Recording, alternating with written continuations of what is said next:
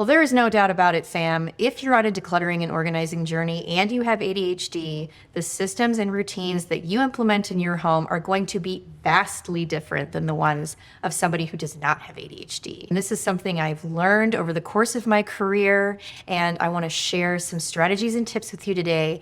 And I'm going to do you one better because I have an ADHD family expert joining me on the Speak Organized podcast today. So whether you are somebody who wants to organize your own home or you're here looking for advice on working with neurodiverse clients, I encourage you to stick around and let's get into it. Hello and welcome to the Speak Organized podcast. I'm your host, Melanie Summers, professional organizer, decluttering expert, and productivity-based life coach. I like to speak organized to give you the tools to conquer your clutter, live life with more purpose, and learn all about the business of tidying. Before we get started, do me a favor and look at the screen of your device. Tap that little subscribe button so you never miss a new episode. We are putting out new content on our YouTube channel every single week. On podcast platforms, you can find us on Apple, Google, and Spotify. Be sure to subscribe to us there. It would be such an honor to have you as a member of the Speaker fam. If you're watching this on YouTube and you love it, please go ahead and smash that like button. I would be so grateful. It really helps the channel out a ton. And it's totally free, as well as my free Facebook group. I encourage you to go down to the description of the YouTube video or the podcast show notes and join that group. It's a great place to connect with other like-minded folks on organizing and decluttering journeys, as well as if you're curious about starting your own business and you want to chat with some other folks who are in the process of starting or leveling up their pro-organizing business. It's a great place to connect with those people. If you really need some extra help in any of those areas, I am your go-to gal for virtual clutter coaching. You can book an appointment with me directly from the link down in the description. You can book a pro organizing consultation session with me. I offer tons of business coaching and strategy sessions. You can book that directly down in the description as well. And I've got tons of other freebies and goodies down there. So be sure before you leave today to check out the show notes to see all of the special offers available for you today. All right, fam, we're gonna dive in. I'm gonna introduce you to Katrina McCullough, and she's going to school us up on all things organizing for ADHD. Tons of tips, tons of strategies, lots of ideas to help you level up your game and actually get your space under control. This is also great. I want to reiterate for those of you who are starting professional organizing businesses or thinking about working more with clients that have neurodiversity or some form of ADHD, this is a really great episode to listen to get all of the tips and strategies that you can use with your future clients. So let's go. All right, everybody, we are here with Katrina McCullough of Whole Family ADHD, and she's going to school us on a bunch of really amazing things. I want to welcome you, Katrina. And I have a great set of notes. You gave me some really great talking points, and I don't want to waste any more time because you have a lot of things to share with us that you actually taught me about organizing for the ADHD family. So if you can just start us off and tell us a little bit more about what Whole Family ADHD is and kind of how that concept came about, that would be awesome. Absolutely. I am so happy to be here. Thank you so much. So, Whole Family ADHD, we work with parents of children who have ADHD, and our tagline is to overcome struggles and stigmas and form a more cohesive family unit. And this started because I have two children with ADHD. I also have ADHD. My children's father has ADHD. So we're up to here in ADHD in this household. And for the longest time, we were fighting an uphill battle. We were focusing just on ADHD and how we could get our children to be more quote unquote neurotypical. And through a lot of the coaching that I received and the amazing experts that I work with, we really found a system in our home that completely shifted everything in terms of our connection and actually being able to find that harmony and have routines and plans that work in our house. And it was very different than what I expected it to be. And really, a lot of it started with us as the parents. Mm-hmm. That's really what we offer at Whole Family ADHD is education on what ADHD is, how it impacts childhood and adolescent development, but also, how every family member in the family, your personalities, your strengths, your love languages, how ADHD manifests for you, and then how all of that interconnection plays out in the household. Oh man, that is such a great way to kick this off because we have a whole bunch of questions that I'm going to dive into where I'm going to let you loose and tell us all about the systems and routines that you guys have been implementing in your home that have worked for you, what hasn't worked for you, because you're right. And I work with, I would say probably 95% of my clients have some form of neurodiversity. A lot of them have ADHD. And the way that I like to organize my home for my own family is completely different than the way that I work it for these other families. And so I think that hearing from somebody who is in those trenches every single day and has found systems that works really well for them is going to be so inspiring and so helpful. So the first thing that I really want to dive into here is kind of just tell us overall, what are the best strategies that you've learned recently to help you keep your home organized? So, and I will say, I really enjoyed taking workshops with you, and I learned so many things through the I Speak Organized family. And one of them was the one touch system. And I think that was kind of my biggest eye opener because I had the doors that you would open and it was just filled with stuff. And you watch all the shows, the Marie Kondos out there, and I did not know how to go from where I was to that. Right. It was too overwhelming for me. And there were so many strategies out there, but having one strategy that I could just use as kind of my guideline. And so the idea that everything in the drawer I could just get to without having to open anything, without having to reach inside of anything, not having things stacked on top of each other. And so number one was decluttering. Number two was the one touch system. The other thing that I really liked that I learned from you was accepting my own clutter threshold. And I think that's huge for ADHD because what I'm comfortable with may or may not be what somebody else is comfortable with. And when you see kind of the end result of a lot of what's out there in social media and on the shows, it's amazing. It's probably not going to be what happens in my home. I have kids. I have two kids with ADHD. I have one who's only 2. So to be seen whether or not he has ADHD, but I do have 3 kids. And I'm not the cleanest person either. And so just being okay with getting it to a point where I can look around and say, okay, I'm good with that. That's going to be okay for today. And knowing that as things get cluttered, you really only have to focus on one thing at a time. You do not have to organize the whole room. You don't have to organize the whole closet. You don't have to organize every single drawer. You can just focus on one at a time. And I just did this recently that I shared with you. I kind of had a moment where I was just done with the junk drawer in my kitchen. And I can make a case for organizing my whole kitchen. But on one day, I decided I was going to organize the one drawer. And those are the big wins that you can just kind of capitalize on over time. Absolutely. Yeah. So you're taking that all or nothing mentality and scaling it down, which is super, super important. So I want to just point that out for everybody listening and watching today, because it does feel like you have this big burst of motivation and you want to get every single thing done. But if you can just scale it down to, like you mentioned, that junk drawer or that one kitchen shelf where every time you open the cabinet, something is falling out on you, just make that your all or nothing and go from there. And I heard a really interesting point from another book that I was reading about an organizer who has ADHD. And she was saying that it doesn't, in terms of your routine and how you are going about getting things organized, if you have ADHD and you need to do something in a routine aspect in a certain way that isn't the most efficient, that's okay.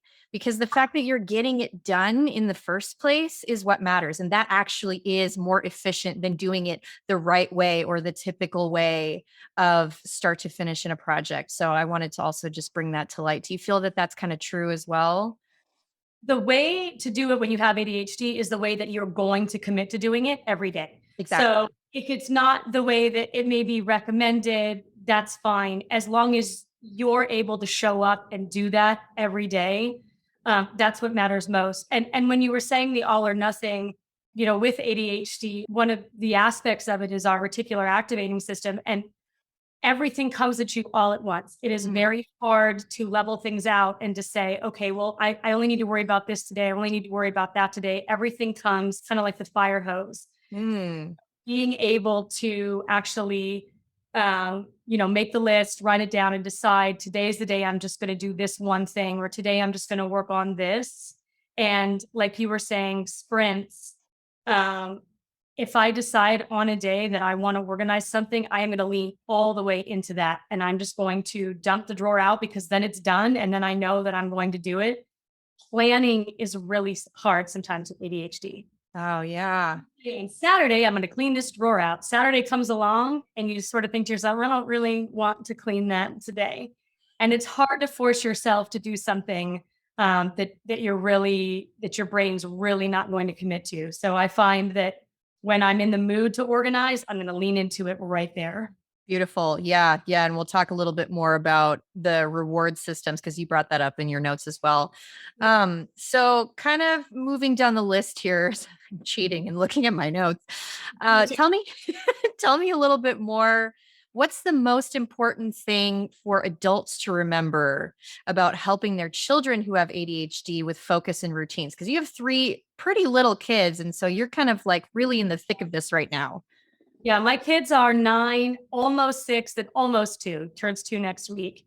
And so it's not what you might expect. It's really more of the emotional aspect of it. And it's compassion, forgiveness, space, and self-care. And it is actually really important to do that for yourself and for your children. So having compassion for yourself and self-compassion is something that is very, very hard for us as parents to give ourselves, especially when we have ADHD. And then forgiveness for our good days, for our bad days, for our, for the days that we just can't make it happen. And really the most important thing when you are a parent who has a child with ADHD, especially if you have it yourself, is to give yourself space. You have to just make that time for yourself. And if you can include self-care in that, whether that's taking a nap or doing whatever it is that you need to do, not giving yourself space makes it incredibly hard for you to then offer compassion, forgiveness, and space for your children. And Absolutely. so you really need to make sure that your children have space to explore and they have their own ability to do self-care, whatever that means for them. You're advocating for their own self-care. For sure. Do you feel like, as somebody who has ADHD, that you tend to overschedule or overcommit yourself in your day-to-day routines, and then you just kind of like it's like what you were mentioning earlier, where everything comes at you like a fire hose all at once? Do you feel like you sometimes can get caught up in that in your daily life and just not have that time and space? I think every single person who knows me says I'm guilty of that 100%. And so it is important to you, and you have to schedule it. I used to have to do this with my significant other. And it's the difference between being busy versus being productive. And I think with ADHD, we really have sometimes that spin where we're just always busy. But at the end of the day, do we have, net productivity? And being able to actually sit down and really kind of plan out your day and put time in there for self-care, put time in there for whatever that means to you.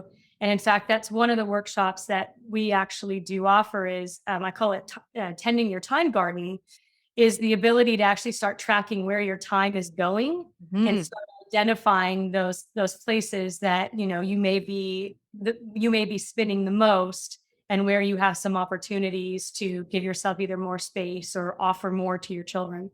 Beautiful. Yeah, that's beautifully said. And you guys, if you ever have a chance to work with Katrina, I've done some live coaching sessions with her before, or take one of her workshops. She's like the data analysis queen, and she will build you the most amazing spreadsheet. And just it's just really cool. You just have to take my word for it and take a class with her or work with her one-on-one, because it's really fascinating stuff how you pull that data together. I appreciate that. So the next question that I have for you is revolving around common frustrations, because I feel like there when I work with my clients that have ADHD, they get frustrated, but it's kind of hard to put into words what the problem is. And it seems like you have really kind of narrowed down what it is specifically that people with ADHD struggle with in terms of organizing and routines and schedules and things. So can you kind of tell me what some of the most common frustrations are for you? Absolutely. And this plays into your personality as well, but it is really hard if you have ADHD to stick with a system or routine, even if it works. Mm. And so I will create some kind of reward system for my children or some kind of routine for them, and it'll be working really well. And then we'll go on a vacation. And when we get home, it's almost like I completely forgot that we ever had that to begin with. And after a couple of days or a couple of weeks, I'm like, why is everything so hard? Oh, right, because I'm not doing the routine that I made up that worked so well before. The other thing is that, dependent on your personality with ADHD, you also can get really bored of doing the same thing over and over again. So even though you have a system that works for you, suddenly you just won't want to do it anymore. And the advice that I would give is that's okay. It's really hard to force yourself. And so it's okay to spin up new systems. It's okay to try something new. It's okay to abandon a system every once in a while if you need to, and then pick it back up. What I love about Facebook is Facebook will actually remind me of a system that I created because I'll post it on there. And a year later, it reminds me, and I will have completely forgotten this great thing I used to do. It was a great reward system I had for my children.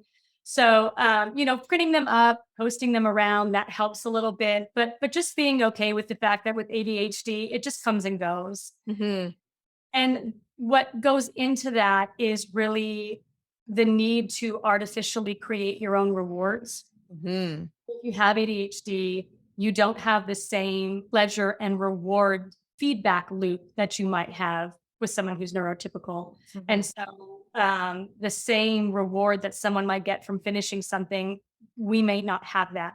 And so we have to artificially create rewards. And so what I mean by that is if I want to just Netflix and chill for the night, then I will say, okay, but you could only do that after you do the dishes, or if I want to work on writing a blog, I'll do that after I pay my bills. Like that's my happy place. And then teaching that to our children as well. So teaching them that they do have to kind of come up with their own reward system so that as they grow up, they learn how to do that for themselves. Because of course we won't always be there for them. For sure. For sure. And the last thing that I found is with ADHD, when there's something that we really have to do, we will suddenly come up with a lot of other things that we were doing in order to avoid doing the thing that we have to do. And I think I even mentioned that sometimes I will actually organize a junk drawer because I really am supposed to be doing my taxes. With that moment, that feels like a lot better, and I will just lean right into doing that. And so sometimes it's nice to take a step back and say, am I going down this rabbit hole because I'm actually supposed to be doing something I really don't want to be doing? And how can I kind of create a reward system for myself on the fly to redirect my attention to where it needs to go? Beautiful. Yeah, I love that. It's the self-awareness to be able to redirect yourself in the moment that is so, so key, because there are so many times, even for me, I don't have ADHD, and trying to motivate yourself is just so difficult sometimes. So It I really is. understand that. Yeah. Yeah. So I wanted to ask you just specifically if you can think of with your kids, what are some of the rewards that you help them create or that they create for themselves? Like, what are they motivated by to get through these focusing tasks or the schedules or routines, whatever it is that you're doing with them? So I actually really advocate for having your children help to pick their own rewards. Because with any reward system, it has to actually matter to the person themselves. My son does not care about money, so I used to try to do like an allowance based on doing things, but it didn't seem to matter to him or impact him. He is very, very motivated by certain games. And so I will tell you, we do allow screen time and electronics. I know not every family does that. We do. So having additional screen time. He loves to play board games. So doing board games And then bigger things would be, places they want to go, whether or not he loves going to the movie theater. So those are things that he might earn over a series of days. Mhm. And a week, there would be like, we would go to a movie, or we would go to the beach, or we would go do some activity. And then of course there's also treats. And so sometimes, I don't mind the occasional treat. And one of the things we're really careful about, certain things that we know aren't good for kids with ADHD, like the food dyes or, the processed foods, but we try to have some kind of healthy version of that, that they really like. So I'll just sit down and I'll ask him, okay, I need you to do this. If you were to do this in a certain time frame, and I'm really big into timers, Mhm. what would you want at the end of that? And when they're pretty good at picking their own treats and their own rewards, and sometimes something smaller than I might have even offered. Love it. And like, just read me one extra book at bedtime tonight. And you're like, oh, excellent. All right, let's do that. Yeah, yeah, not the chocolate. My kids are real big into the treats, and so it's all about the sugar, unfortunately. So that's something we have to watch too. That's very, very interesting. I think we could go on an entire another episode tangent all about the diet and how it affects Oh, your 100%. oh my goodness. I'm not even going to touch that right now, but So many out there too. So yeah, absolutely. bet. I Yeah. even have a video on snacking and kind of how we treat food in our home, because food is really not necessarily what the foods are, but really how we've noticed eating or not eating impacts our children. Interesting. Okay, fam, I'm going to link that in the show notes and in the description of the YouTube video so you guys can go check that out if you're interested. Moving on to our last couple of questions, shall we say? What systems do you think work best for your family, for adults and kids with ADHD? So the most important thing, and I'm not an expert on this yet, and I'm getting there, is decluttering. So that was definitely one of the things that we learned is the visual noise really makes it hard to quiet the chatter in your brain. It is so important. So, not having a lot of things on shelves, not having a lot of things that spill out of bins. And obviously that's big in every show. I know that's something that you advocate for as well, is decluttering, decluttering, decluttering. It is so important. And if you want your kids to be able to maintain and clean, you just can't have that much stuff. Right. That is something that we really got overwhelmed with here. We have a huge family, and with 3 kids, Christmas, birthdays, I was toppling over with the toys. Mhm. So we're in the process now of de-stuffing our home. Love it. The other thing is visual workflows. So for children with ADHD, they have a very hard time with working memory. Mhm. And even though you do the same routine every night, they need to be reminded every single night. And I think that's true for a lot of children, especially when they're little. But even as adults, even with children with ADHD, as you get older, the same thing exists. And so I actually have made visual workflows, just grabbing pictures off the internet and showing them, like, this is how you transition to dinner. This is how we're going to eat dinner. This is what, a successful dinner might look like. And this is what we do afterwards. I made like a visual map of the bedroom. This is where things go. This is how I need you to clean up. And we just have them just pasted all around the house. Wow. And I don't rely on me saying, children, please go clean your room. I know that that's not a thing that will work for us. I will lean into, okay, here's your workflow. Let's try to pick where in your room we're going to focus on and how you're going to put it away. Mhm. And the other thing that we do is pictures on our cubbies. So, if something's got stuffed animals in it or Legos in it, I try to put pictures on it so it's really obvious for the kids what's supposed to go in there. Makes sense. Yeah. Super, super visual. I love it. Yeah. And the last one is categories and gamification. So, gamification is a word that we use a lot in my corporate life, and that's trying to make something a little bit competitive and have some kind of, again, trying to activate that reward system. And so what I will do with kids who have ADHD is you can't just say, please clean your room. That's a very large, vague, innocuous term for them. So I'll go in and I'll say, let's just start with your Legos. I need you to clean your Legos. And often we'll pick like 1 or 2 categories a night.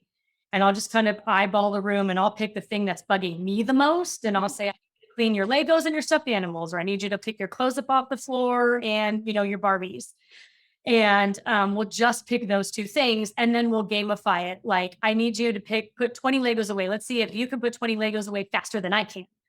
And, obviously that's for littler kids. Right. You feel that up for the older kids as well. My son and daughter get so competitive and they will race each other to see who can clean out more things faster. And then I'll set some kind of timer and say, if we can get both these categories done in 10 minutes or 15 minutes, then you get extra screen time, you get an extra couple of M&Ms, something like that. That's beautiful. I love it. Yeah, I'm stealing a couple of those strategies.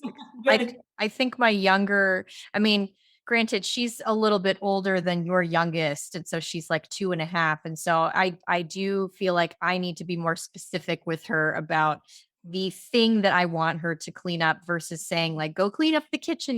I'm not going to make her clean the kitchen, but like her little toy kitchen. Sure. Yeah. Stealing a couple of those. Okay. So 9-year-old to clean the kitchen. So I know it's difficult. We'll get there. One day. So, now we may have touched on some of this, but if you can think of any other advice that has worked well or resources that have worked well for you in this journey versus what hasn't. So things kind of to look for versus things to steer away from in your decluttering, organizing, productivity journey. I think the advice that I would give for anyone who has ADHD is to not try to pretend like you don't have ADHD. Mm-hmm. So to try to do things in a way that you're just not going to be able to stick with or do. And that's kind of what we talked about earlier with systems. It's got to be a system that you're actually going to be able to stick with. Mm-hmm. And be okay not taking advice from people who don't have your same set of circumstances or are not experts in that space. Mm-hmm. So there's a lot of parents out there who likes to tell me what I should or should not be doing with my home, with my children. And I learned over time to take it as more of an anecdote. This is what worked for me. And then I can take from it what I want or don't want, and really trying to seek out the people that were experts in this space or had found systems that work for them that had very similar circumstances to mine. Mm-hmm. Not that there's not good advice out there from people from any walks of life, but you have the ability to pick and choose from what works for you. You don't have to feel judged by it, which sometimes advice comes with a little bit of judgment, and it's okay to just let that go. Absolutely. Yeah. I think it often comes from a place of wanting to be helpful, but Right. sometimes we forget that just because something works for us does not mean that it will work for this other person. And that is tenfold with anybody who has ADHD. It's a very different ball of wax. And then I want to end on a good note with this, because I feel like we're talking about the struggles and the frustrations and all of the sort of negative aspects of having ADHD. But one of the things that really drew me to your mission is how you talk about the superpowers and positive aspects of personality. And so I want you to kind of dive into that a little bit more and tell us why having ADHD is actually an amazing superpower that you may not know about. Absolutely. And so one of the things, my corporate background is in project management, and people would often question, how could you be a project manager and organize things if you have ADHD? We have the ability to super hyper focus as well as pull back and see the big picture. And a lot of some of the best organizers that I know actually do have ADHD, and the ability to think very creatively, to think out of the box, to take a lot of information as it's coming at you and to see how it's all interconnected. Mm-hmm. And like my son, I have a hard time getting him to do a certain thing, but he built a train track from his bedroom all the way through our kitchen and into our living room. And, so there's just certain things that he could hyper focus on and be very, very creative with, saying, and my daughter has similar aspects to that as well. The other thing about superpowers, not just specific to ADHD, but we all have superpowers. We all have things. That's what we call them. We all have things that we do very, very well and that we really enjoy doing. And ADHD can kind of either mask that or actually even make it bigger. And so part of what we do at Whole Family ADHD is really help to kind of uncover your superpower as a parent and then your child's superpower as well with their personality, their character strengths, even their love languages. We're really big into love languages. And really leaning into those. So rather than focusing on, where we're struggling, while we do that, but really saying, okay, these are the things that I bring to the table that make me unique, make me amazing. And this is how I work with my children. These are the things that my children do that are really unique and really amazing, and how those work together and how that actually strengthens the connection in your family. Beautiful. Oh, I love that so much. I think that's a great way to end this. So for everybody listening and watching today, how can we find you? What is the best way if you're sitting here thinking, I love what Katrina has to say, I really want to work with her? How is that going to happen? How are we going to make that happen for them? Absolutely. You can check us out at our website at wholefamilyadhd.com.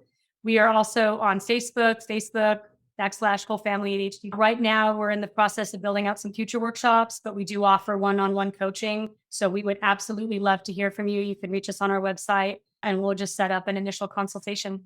Awesome. And I will, of course, be sure to link all of that down in the show notes in the description of the YouTube video. Thank you so much, Katrina, for being with us today. It was truly an honor to have such an expert on our show today. Thank you so much for having me, Melanie. Always great to work with you. All right, fam, we are done. That wraps it up. Thank you so much. It's been an honor, as always, to have your time. Be sure before you leave to check out all of the goodies down in the show notes in the description of the video today. Get in touch with Katrina. I know you guys got value out of this today. She is such a wealth of knowledge and such a great resource. So I encourage you to reach out to her for a coaching session if what she's saying has really resonated with you. She knows her stuff. So be sure to get in touch with her. Beyond that, I hope you guys have a fabulous day and I will see you in the next one. Bye.